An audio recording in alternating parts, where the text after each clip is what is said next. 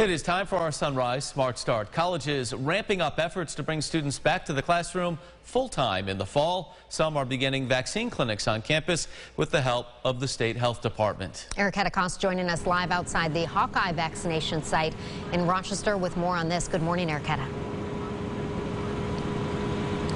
Good morning, Leah. Well, ever since age eligibility expanded to include 16-year-olds and older to get a vaccine like at sites anywhere like the one behind me, colleges say this is a game changer for bringing students back to school in the fall to get their vaccine, but also they're making it easier and offering on-site clinics like the one you just mentioned happening today in Brockport, and it's all an effort to turn a new page for the fall. We spoke to Brockport spokesperson who is optimistic for a full return. The reason is a high level of enthusiasm among students about getting the vaccine. A lot of students, so much so that he and other SUNY officials don't think a mandate will be in the equation.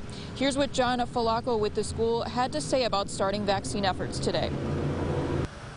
Those slots went very quickly. So that's really indicative of the fact that our students are eager and willing to get vaccinated, and we're excited to have more and more of them vaccinated in the coming weeks and months.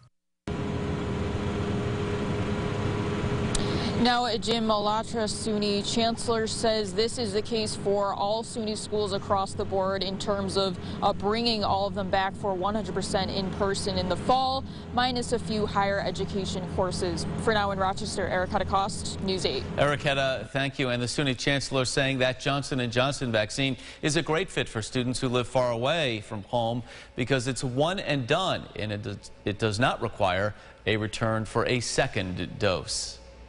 Well, today, the U.S. Capitol Police officer William Billy Evans, who was killed in the line of duty nearly 2 weeks ago, will lie in honor in the U.S. Capitol Rotunda. Joined once again this morning by Washington correspondent Rashad Hudson. Rashad, good morning. Do we know anything more about the person who is accused of killing Officer Evans? Good morning. We know his name is Noah Green. He's 25 years old. He's believed to have been originally from Indiana, but most recently lived in Virginia. Now, investigators are still digging through his social media, and they're trying to find answers as to why he rammed his car into that barricade that ultimately killed Officer Evans and injured another Capitol Police officer. Rashad, another big topic in Washington right now, President Biden's infrastructure bill. What is the latest with that? Well, yesterday, the president and vice president met with key members of Congress, a bipartisan group from the House and Senate, to talk the details of his infrastructure plan, that $2 trillion plan. Now, this group is going to be key to moving that bill forward in Congress, and the president says he's wanting to get Republican support, but Republicans are rejecting the bill, saying it's too costly and that the expansion of the word broadband is not right. They're saying it should be more narrowed. They want to keep it to those traditional items of infrastructure such as roads and bridges and broadband, but they don't want to go beyond that. Yeah, certainly something we'll keep a close eye on. Rashad, thank you so much for your coverage this morning.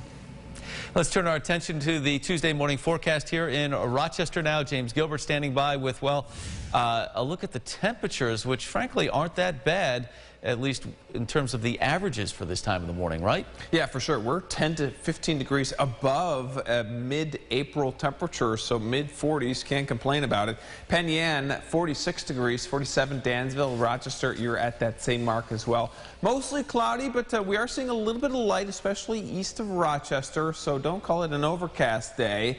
A nice drive this morning, pretty calm, but I do expect to see a few rain showers start to work their way in as we get into this afternoon. Isolated at best, barely worth the umbrella, so watch out for those as we start off the day, and in about 6 minutes I'll bring back the baby walking forecast for those with little ones. Mark, Leah? Ever popular, James. Thank you. Time now for another check of the roads with our Sunrise traffic. We mentioned it in our last update, a disabled vehicle on the inner loop at East Main Street in Rochester. As you can see, 490 over the Douglas-Anthony Bridge flowing nicely, 390 and 590 reporting well at this hour of the morning as well.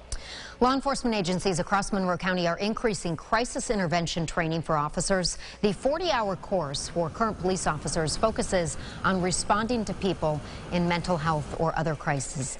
The training comes after the death of Daniel Prude and state-mandated police reform in New York State. Organizers say the training is more important this year than ever before. it's always important, but the events of the last year with COVID and everything else have really brought mental health issues to the forefront. And every little bit of assistance we can give our people to do their jobs better and do it more safely is vital to them. That training includes de-escalation techniques. Police officers will also hear from families whose loved ones have been in a mental health crisis. Well, police say reports of ATVs and dirt bikes racing along Rochester's city streets are on the rise. All of this despite several deaths related to dirt bikes in the past couple of weeks. Rochester City Council member Jose Pio is taking action now. He says legislation is being proposed that would have violators pay hefty fines, almost equaling the amount of the cost of a dirt bike. Protesting continued for a second night in Minnesota after a police-involved shooting over the weekend. According to police there, 20-year-old Dante Wright was shot during a traffic stop. Brooklyn Center officials calling the incident an accidental discharge, saying the officer who fired intended to use a taser, not a handgun. Local activists say there needs to be justice in cases like this. I know people in Rochester feel it from Daniel Prude, but other people across the nation are suffering as well. It's not just Rochester. It's not just an isolated incident of Daniel Prude.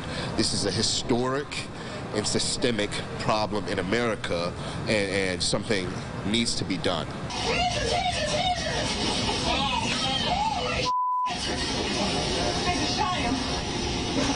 Officials saying a medical examiner ruled Wright's death a homicide. According to officials, police body camera footage shows officers tried to handcuff Wright. Wright struggled to get back in the car. The officer gives a taser warning, you saw that there, but fires her gun instead. The officer has been placed on administrative leave. Well, today marks the first day of Ramadan, a month-long event symbolizing the 9th month in the Islamic calendar.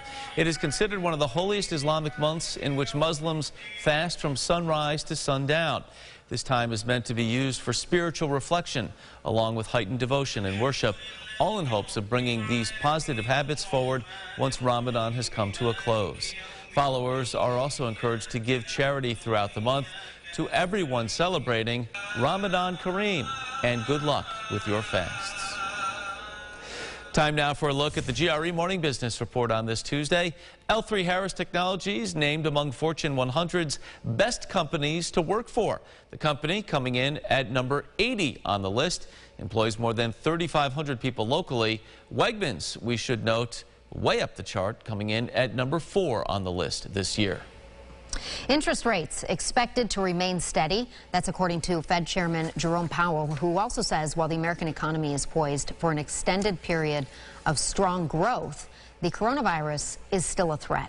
Retailers have been seeing more business in the past few months, which has helped the economy, but unemployment numbers are still at record levels right now. Well, it's considered a big step forward for one COVID-19 treatment. Regeneron says a clinical trial of its antibody therapy reduced the risk of symptomatic infections by 81%.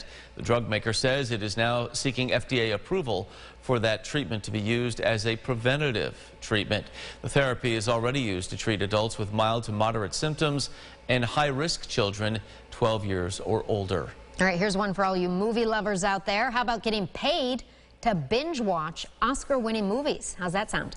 CableTV.com is hiring a film fanatic to watch and review every Best Picture winner from the last 21 years.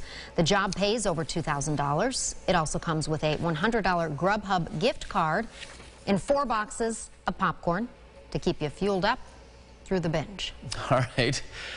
Sounds like an enticing offer. Popcorn enough? Is that enough for you think? Well, maybe this on top of that. Here's what folks may be talking about at the water cooler. Major League Baseball in full swing. One company wants to pay people to find out which stadium has the best hot dogs. Casino review site Bonus Finder launching a new contest to find an MLB professional food tester. Okay. There might be one or two out there. Yum. The winner will be given $500 as well as a budget for food and travel. According to the contest page, the tester will be expected to travel to Major League Baseball stadiums to taste, of course, the hot dogs there, watch the game, and then write a review. We'll do that and Yes, watch movies. please. Right. All of the above. Sounds feel good. like Can start immediately. Yeah, right. We need to find the people that do these jobs. We say these jobs exist, but They do. you There know, are and everybody- chocolate testers out there, too. chocolate testers. Yes. Wow, there you go. Well, whether or not you're going to eat some chocolate on the baby walk, you got to go out there and give the kiddo some fresh air. Morning time's going to be the best. Love this photo here of Henry. Thank you, Sarah, for submitting this photo. Temperatures do climb into the just lower 60s for most. Along Lake Ontario, you're going to be a bit cooler this afternoon. Of course, you got that bit of a lake breeze, but look at this gorgeous sunrise right now over Lake Ontario. If you're further west from Rochester, you're probably stuck in the clouds. Others, though, do see a bit of sun, so mostly dry today. The rain returns on Thursday, and then the cold air eventually returns as we get through the second half of the week. You see 40s for afternoon highs Thursday and Friday. I don't think winter's done with us quite yet this April. Yeah, that's a good thing to end on right now. Thank you so much. Hey, thank you for watching News 8 at Sunrise.